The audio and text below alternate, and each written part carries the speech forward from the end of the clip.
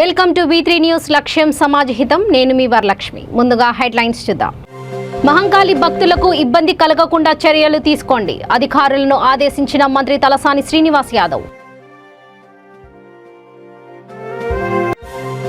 మంత్రి కేటీఆర్ మహబూబాబాద్ పర్యటనను విజయవంతం చేయండి, సభ ఏర్పాట్లను పరిశీలించిన మంత్రి సత్యవతి రాథోడ్.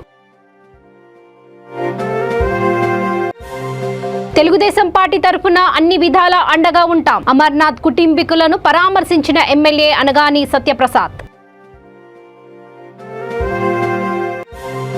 ఎంఐఎం నేత అసదుద్దీన్ ఓవైసీ బ్లాక్మెయిల్ రాజకీయాలు, బోధన్ ఎమ్మెల్యే షకీల్ మండిపాటు.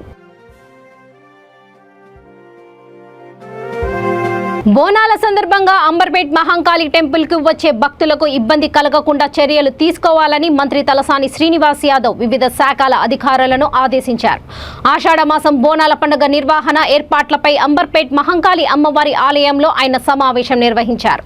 ఈ సందర్భంగా ఆయన మాట్లాడుతూ మహంకాళి టెంపుల్ తో పాటు నియోజకవర్గంలో ఉన్న అన్ని దేవాలయాలలో సౌకర్యాలు కల్పించేలా చర్యలు తీసుకోవాలని అధికారులకు ఆదేశాలు జారీ చేశారు. ఈ సమావేశంలో స్థానిక ఎమ్మెల్యే కాలేరు వెంకటేష్, కార్పొరేటర్లు, ఆలయ కమిటీ కార్యవర్గం, పోలీస్ అధికారులతో పాటు అన్ని ప్రభుత్వ విభాగాలు, అధికారులు, సిబ్బంది పాల్గొన్నారు. సాటర్డే 2 రోజులు వాటర్ సప్లై మిగిలిన మీ ఏర్పాట్లు ఏమున్నాయి అంతే కదా మీరు చూసుకో. ఎలక్ట్రిసిటీ డిపార్ట్మెంట్ సీనయ్య గారు,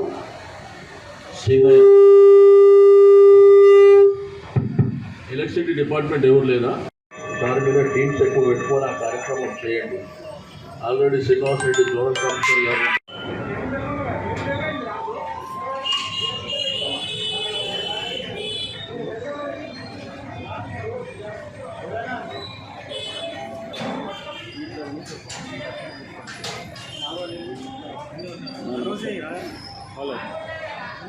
హలో ఇప్పుడే సమీక్షా సమావేశానికి మన ముఖ్య అతిథి గౌరవనీయులు రాష్ట్ర మంత్రివర్యులు తలసాని శ్రీనివాస్ యాదవ్ గారిని వేదికపైకి రావాల్సిందిగా కోరుతున్నాను.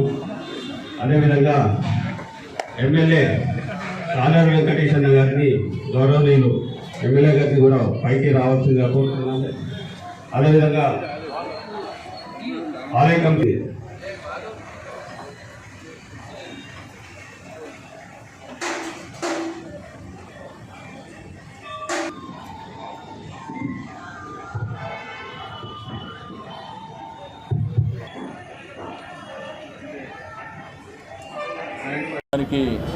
ఇప్పటికే అన్ని ప్రాంతాలలో మీటింగ్ ఏర్పాటు చేసుకోవడం, ఈ భారతదేశ చరిత్రలో దేవాలయాలకు డబ్బిచ్చినటువంటి చరిత్ర, ప్రైవేట్ దేవాలయాలకు డబ్బిచ్చినటువంటి చరిత్ర అది ఒక ముఖ్యమంత్రి గారికి దక్కుతుంది.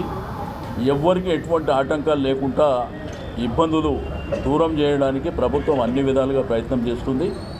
దీంట్లో ఇప్పుడు అంబర్పేటలో ప్రత్యేకంగా మాట్లాడినప్పుడు కొన్ని అంశాలు కొన్ని జరిగినాయి. చిన్న చిన్న బస్తీలు ఉన్నాయి కాబట్టి బస్తీలలో ప్రజలు ఇబ్బందులు ఎదుర్కొంటారు కాబట్టి మా ప్రజాప్రతినిధులు మాట్లాడినప్పుడు, ఇక్కడ స్థానికంగా పెద్దలు మాట్లాడినప్పుడు కొన్ని అంశాలు చెప్పారు. ఏదైతే సివరేజు డీసిల్టింగ్ విషయంలో కానీ, శానిటేషన్ విషయంలో కానీ, స్ట్రీట్ లైటింగ్ విషయంలో కానీ ఫర్దర్గా ఆ ప్రాబ్లం లేకుండా అన్ని ప్రికాషన్స్ తీసుకోవడం జరుగుతుంది. అదేవిధంగా R&B ఏదైతే ఈ ఫ్లైఓవర్ నిర్మాణం జరుగుతుందో వాళ్ళకు కూడా స్పష్టమైనటువంటి ఆదేశాలు ఇవ్వడం జరిగింది. పోలీస్ డిపార్ట్మెంట్ కూడా మరి పకడ్బందీగా లా అండ్ ఆర్డర్ కానివ్వండి, ట్రాఫిక్ సిస్టమ్ కానివ్వండి మరి బ్రహ్మాండంగా చేయడం.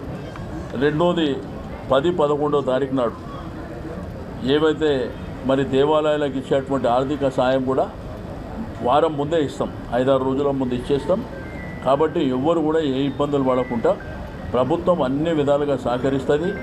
డెఫినెట్గా చెప్పినటువంటి కార్యక్రమాలను తూచా తప్పకుండా మరి పాటిస్తాం. ఉన్న ఇబ్బందులు కొన్ని చిన్న బస్తీలు ఉన్నప్పుడు ఏంటంటే ఆ బస్తీ ప్రజలు ఎదుర్కొంటున్నటువంటి అంశాల విషయంలో మరి పెద్దలందరూ చెప్పడం జరిగింది కాబట్టి ఇంకోసారి అటువంటి పునరావృతం కాకుండా అన్ని ప్రికాషన్స్ కూడా తీసుకోవడం జరుగుతుంది. Thank you. మున్సిపల్ పట్టణాభివృద్ధి శాఖల మంత్రి కేటీఆర్ మహబూబాబాద్ పర్యటనను విజయవంతం చేయాలని గిరిజన మహిళా సంక్షేమ శాఖ మంత్రి సత్యవతి రాథోడ్ అన్నారు. మహబూబాబాద్ లో పోడు పట్టాల పంపిణీకి పలు అభివృద్ధి కార్యక్రమాలకు విచ్చేస్తున్న మంత్రి కేటీఆర్ పర్యటనను దృష్టిలో ఉంచుకొని ఎంపీ మాలోత్ కవిత, ఎమ్మెల్యే శంకర్ నాయక్, ఎమ్మెల్సీ తక్కెళ్లపల్లి రవీంద్రరావుతో కలిసి ఏర్పాట్లను పరిశీలించారు. అనంతరం ఏర్పాటు చేసిన సమావేశంలో ఆయన మాట్లాడుతూ జిల్లాలో 67,730 ఎకరాల పోడు భూమికి కేటీఆర్ పట్టాలు అందజేస్తున్నారని, డబుల్ బెడ్రూమ్లను పేదలకు పంచబోతున్నారని అన్నారు. పలు అభివృద్ధి కార్యక్రమాలకు కేటీఆర్ శంకుస్థాపనలు చేస్తున్నారని, అనంతరం జరిగే బహిరంగ సభలో పాల్గొంటారని తెలిపారు. ఈ కార్యక్రమంలో ఎంపీటీసీలు, జెడ్పీటీసీలు, వార్డ్ కౌన్సిలర్లు, collector K Shashank, SP Sharath Chandra Pawar, party నాయకులు, కార్యకర్తలు పాల్గొన్నారు.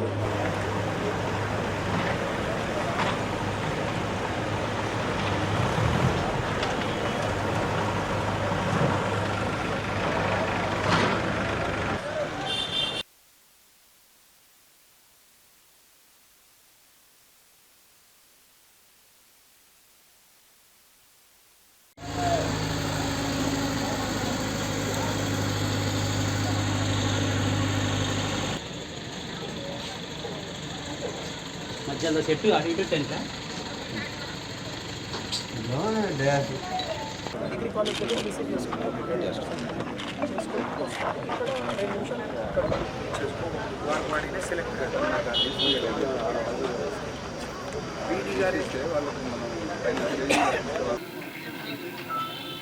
అవును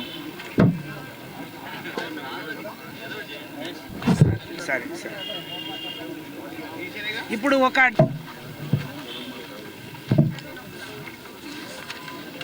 అన్నీ వచ్చాయా, కొన్ని రాలేదు.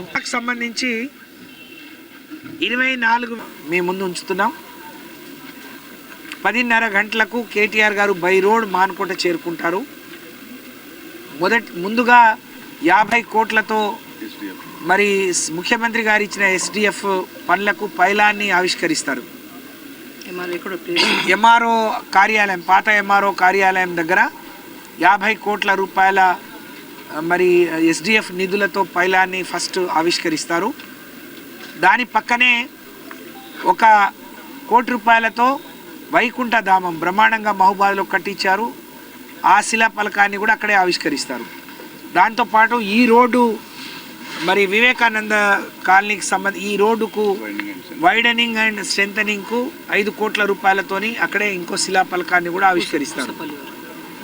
దాని పక్కన veg and non veg market 8 కోట్ల 5 కోట్లు 5 కోట్ల రూపాయలతోని మాంసాహారం, కూరగాయలు, పూలు, పండ్లు బ్రహ్మాండంగా మానుకోట. నాకు తెలిసి ఎక్కడ ఇంత పెద్ద మంచి మార్కెట్ అది. బాపట్ల జిల్లా రేపల్లె నియోజకవర్గం చెరుకుపల్లి మండలం ఉప్పలవారిపాలెంలో పెట్రోల్ దాడిలో మృతి చెందిన విద్యార్థి అమర్నాథ్ కుటుంబ సభ్యులను టీడీపీ రేపల్లె ఎమ్మెల్యే అనగాని సత్యప్రసాద్ పరామర్శించారు. తమ పార్టీ తరఫున బాధిత కుటుంబానికి అన్ని విధాల అండగా ఉంటామని భరోసా ఇచ్చారు. ఏ అవసరం ఉన్నా తనను వెంటనే సంప్రదించాలని కుటుంబ సభ్యులకు తెలిపారు.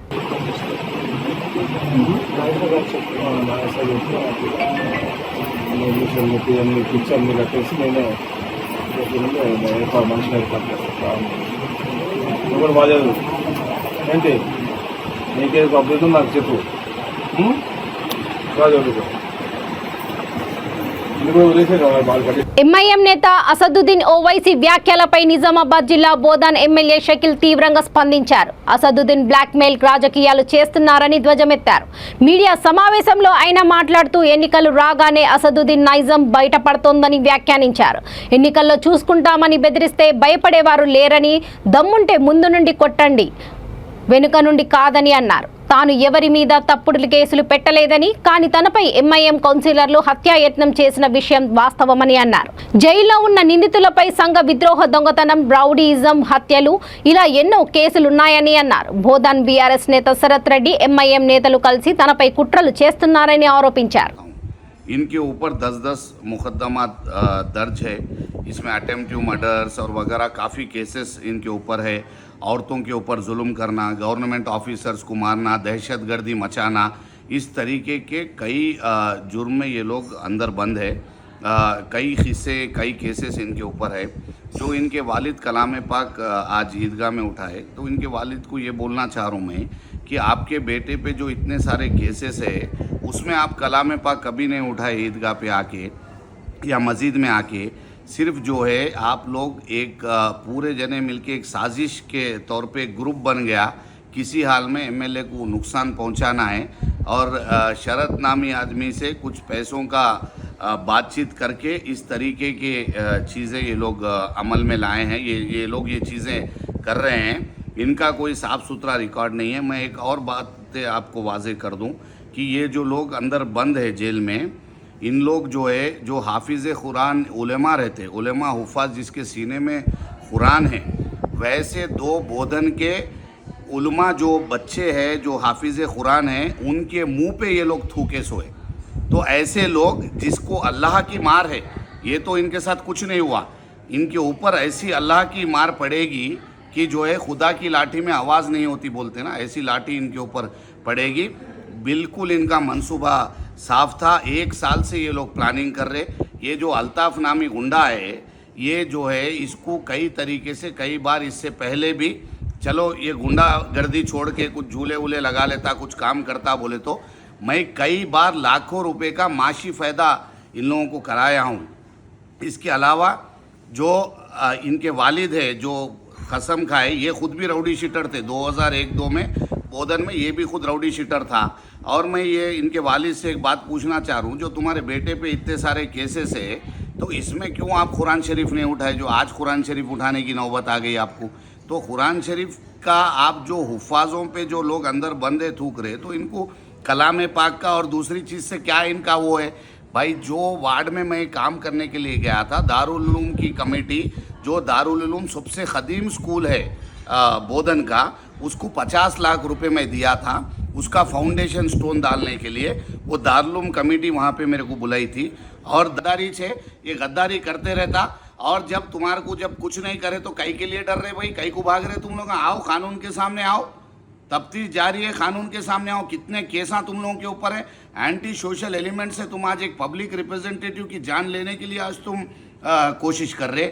आज जितने लोग ये काम करे, ये शरीफुद्दीन बोलने वाला एक मेरे दोस्त है प्रसाद साहब, उनसे 70 लाख रुपए ले लिया, मैं बीच में था। हाँ, उनकी बहन के ऊपर केसेस हुए, चेक बाउंसेस के। ये पूरे लोग एक कॉन्स्पिरेसी के तहत, एक बहुत बड़ी साजिश के तहत किसी हाल में ये एमएलए को हटा देना। एक और बात मैं आवाम को बोलना चाह रहा हूँ, और वो लीडर्स को भी बोलना चाह रहा हूँ जो बार बार धमकियाँ दे रहे, अब देख लेंगे इलेक्शन में, देख लेंगे इलेक्शन में। मैं तुमसे ये बोलना चाह रहा हूँ कि देखना नहीं देखना सिर्फ अल्लाह रब्बुल इज़्ज़त का काम है। आप खुदा है क्या किसी के नसीब लिखने के लिए? देख लेंगे आप अल्लाह ताला है जजमेंट लिखने के लिए? आप ये बता दीजिए, आप अपने आप को अल्लाह की बराबरी करने की कोशिश कर रहे। जो मेरे नसीब में है हमेशा इंशाअल्लाह अल्लाह मेरी हिफाजत करेगा, आगे भी करेगा। मेरी आवाम मेरे साथ है, मेरी आवाम मेरी हिफाजत करेंगी। लेकिन बार बार ब्लैकमेल करना, धमकियां देना, अब के इलेक्शन में देख लेते, अब के इलेक्शन, अरे भाई देख लो, शेर आया शेर आया शेर आया, देख लेंगे इंशाअल्लाह, इंशाअल्लाहुल अजीज। आप जो देखना चाह रहे, इलेक्शन सामने आइए, देख लीजिए, मैं तैयार हूँ। इंशाअल्लाह जो है अल्लाह उसके रसूल को मानने वाला हूँ और किसी माइका लाल से डरने वाला इंसान नहीं हूँ।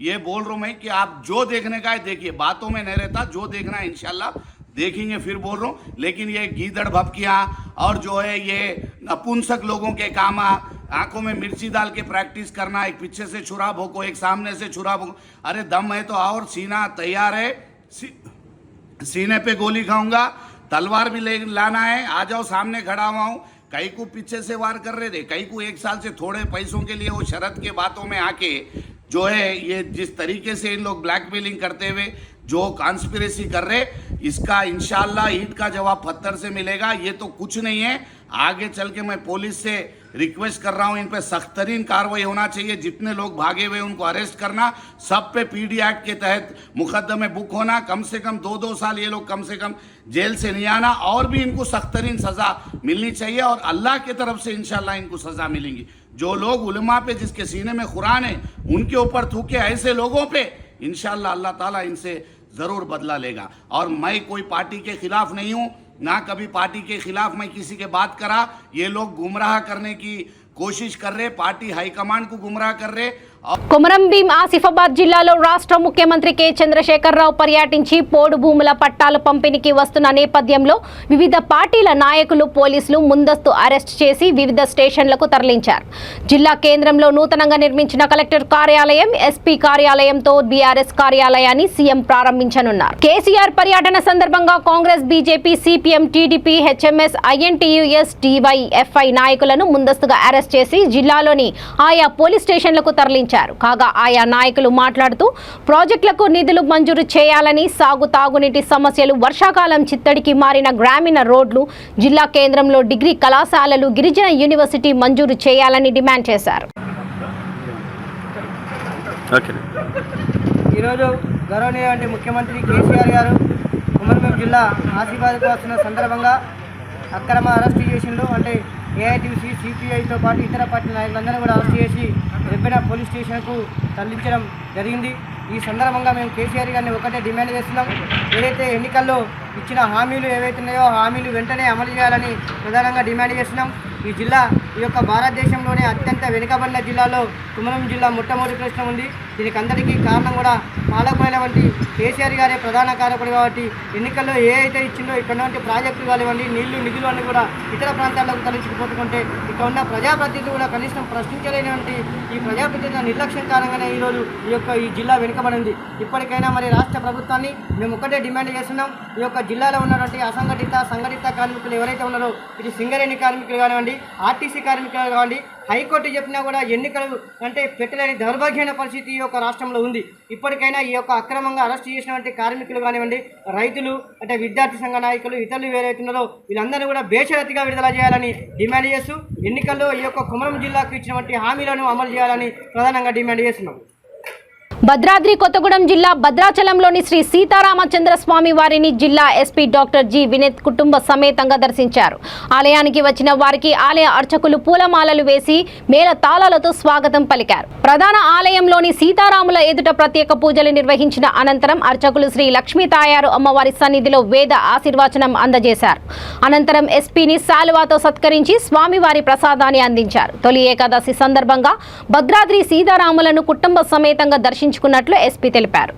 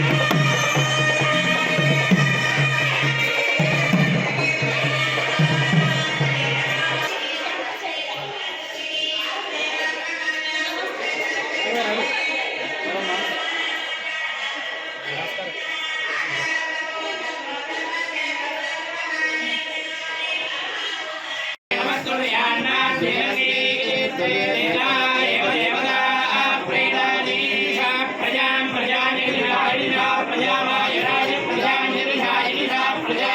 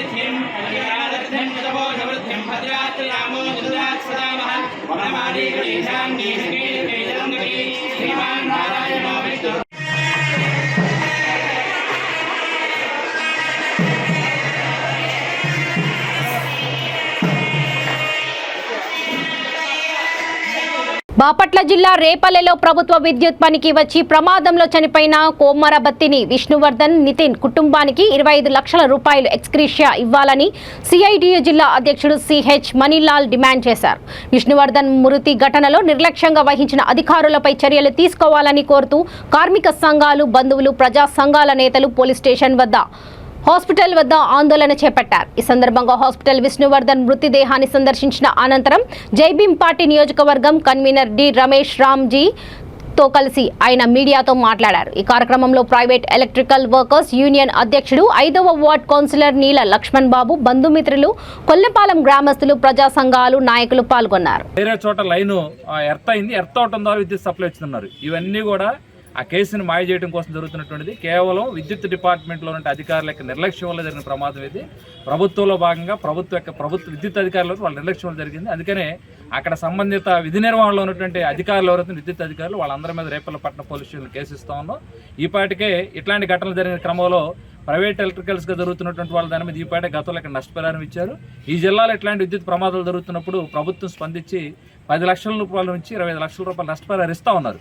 కానీ ఇతనికి నష్టపరిహారానికి సంబంధించి కానీ అసలు కనీసం బాధ్యత విద్యుత్ డిపార్ట్మెంట్ వాళ్ళు ఇక్కడ ఇక్కడ లేరు, పోలీస్ స్టేషన్ దగ్గర లేరు, అక్కడ గవర్నమెంట్ హాస్పిటల్ దగ్గర లేరు. పని చేయించుకోవడానికి, ప్రాణం తీయడానికి మాత్రం విద్యుత్ డిపార్ట్మెంట్ వాళ్ళు ముందుకు వచ్చారు.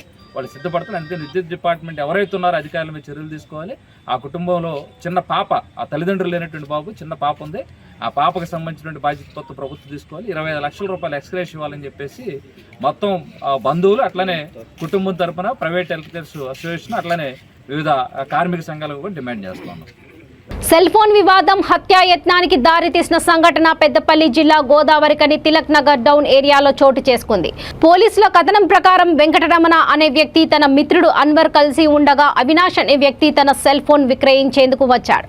ఫోన్ తీసుకున్న వెంకటరమణను మిగిలిన 2 పార్టీ అడగడంతో ముగ్గురు కలిసి మద్యం సేవించారు. అనంతరం ఓ మహిళ పట్ల అవినాష్ అనుచితంగా వ్యాఖ్యానించడంతో గొడవ జరిగింది. దీంతో వెంకటరమణపై అవినాష్ పదునైన ఆయుధంతో మెడ భాగంలో పొడిచి పరారయ్యాడు. వెంటనే వెంకటరమణ కారులో అన్వర్ తో కలిసి మార్కండేయ కాలనీలో చేరుకోగా ప్రమాదవశాత్తు కారు డివైడర్ కు ఢీకొని అక్కడే ఉండిపోయారు. సమాచారం తెలుసుకున్న పోలీసులు సంఘటన స్థలానికి వచ్చి వెంకటరమణను చికిత్స నిమిత్తం ప్రభుత్వ ఆసుపత్రికి తరలించారు.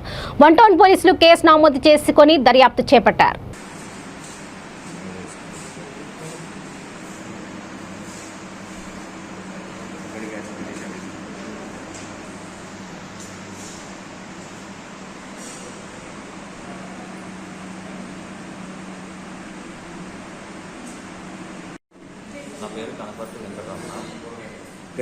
నా పేరు కనపర్తి వెంకటరమణ.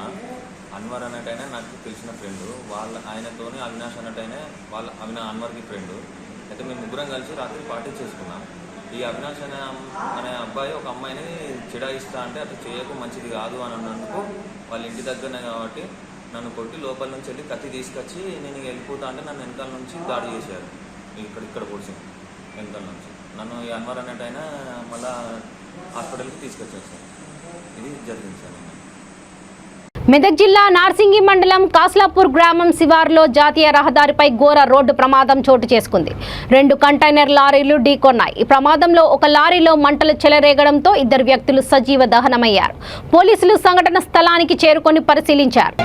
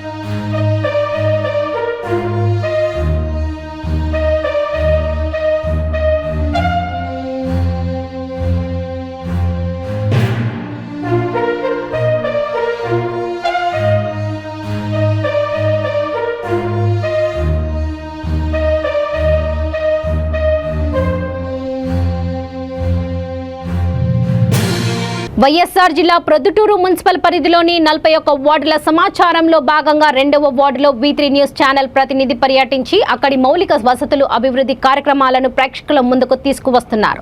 దాదాపు 3800 ఓట్లు కలిగిన ఈ వార్డులో 1300 గృహాలు ఉన్నాయి. ప్రధానమైన Shastri Nagar, YSR Nagar colony, Pottivadu road, Satyapuram, SC colony, school, రజకుల వీధి, బాకురుపేట, శ్రీ రాజరాజేశ్వరి అమ్మవారి దేవాలయం వార్డు పరిధిలోకి వస్తాయి.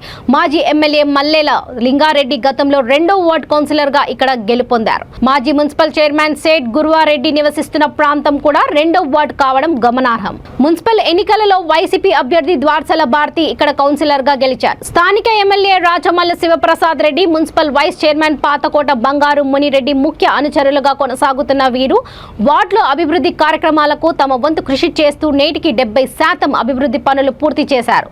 ప్రధానంగా మురుగు కాలువలు, సీసీ రోడ్లు చేపట్టి ప్రజల ఆదరాభిమానాలు చేకూరుతున్నారు. మిగిలిన పనులను టెండర్ల ద్వారా త్వరలో పూర్తి చేస్తామని, ప్రత్యేకించి 17 లక్షల వ్యయంతో రజకుల కోసం దోబిఖానా నిర్మిస్తున్నట్లు వార్డు ఇన్ఛార్జి ద్వాదర్శల గురునాథ్ రెడ్డి తెలిపారు. అదేవిధంగా 40 లక్షల వ్యయంతో శాశ్వత తాగునీటి పరిష్కారానికి కృషి చేశామని అన్నారు. శాస్త్రి నగర్లో త్వరలో మురుగునీటి కాలువలు పునర్నిర్మాణం చేపట్టి సమస్యను తొలగిస్తామని తెలిపారు.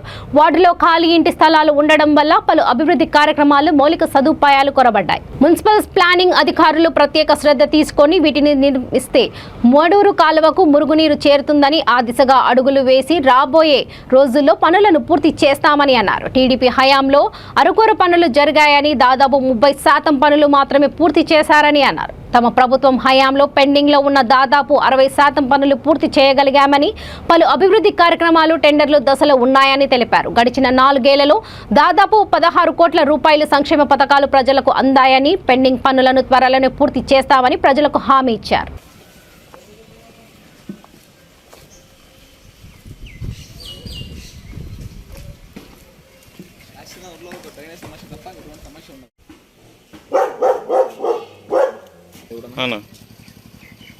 ఇది కలవట్టు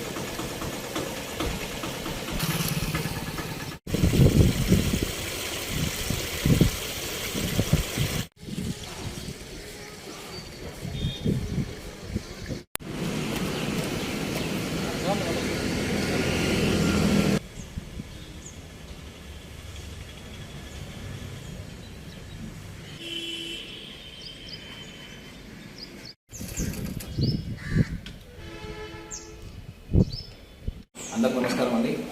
ముఖ్యంగా ఈ ప్రోగ్రామ్ని చాలా ప్రతిష్టాత్మకంగా చేపట్టడం మాకు చాలా సంతోషంగా ఉంది. ఎందుకంటే ఈ 2వ వార్డు సంబంధించి గతంలో ఏం జరిగింది, ఇప్పుడు ఏం జరగబోతుంది, ఏం జరిగింది చూపినికే 2019 వైఎస్ జగన్మోహన్ రెడ్డి గారు ముఖ్యమంత్రి అయిన తర్వాత, మా ఎమ్మెల్యే రాజమౌళి శివప్రసాద్ రెడ్డి గారు ఎమ్మెల్యే అయిన తర్వాత 2వ వార్డు సంబంధించి ఈ 4 సంవత్సరాలలో చేసిన అభివృద్ధి కార్యక్రమాలు, ఆర్సీఎం చర్చ్ పక్కన సందులో రోడ్డు, డ్రైనేజ్ 4 లక్షలతో నిర్మించినాము. వైఎస్ నగర్ సంబంధించి రోడ్డు, డ్రైనేజ్ 15 లక్షలతో చేయించినాము. ఒక కల్వట, ఒక కాలువ 2 లక్షలతో చేయించినాము. ముఖ్యంగా 2వ వార్డుని పట్టి పీడిస్తున్నాం. ఇక బులెటిన్ ముగించే ముందు ముఖ్యాంశాలు మరోసారి. మహంకాళి భక్తులకు ఇబ్బంది కలగకుండా చర్యలు తీసుకోండి, అధికారులను ఆదేశించిన మంత్రి తలసాని శ్రీనివాస్ యాదవ్. మంత్రి కేటీఆర్ మహబూబాబాద్ పర్యటనను విజయవంతం చేయండి, సభ ఏర్పాట్లను పరిశీలించిన మంత్రి సత్యవతి రాథోడ్. తెలుగుదేశం పార్టీ తరఫున అన్ని విధాలా అండగా ఉంటాం, అమర్నాథ్ కుటుంబీకులను పరామర్శించిన ఎమ్మెల్యే అనగాని సత్యప్రసాద్. ఎంఐఎం నేత అసదుద్దీన్ ఓవైసీ బ్లాక్మెయిల్ రాజకీయాలు, బోధన్ ఎమ్మెల్యే షకీల్ మండిపాటు. చూస్తూనే ఉండండి V3 న్యూస్, లక్ష్యం సమాజహితం. నమస్తే.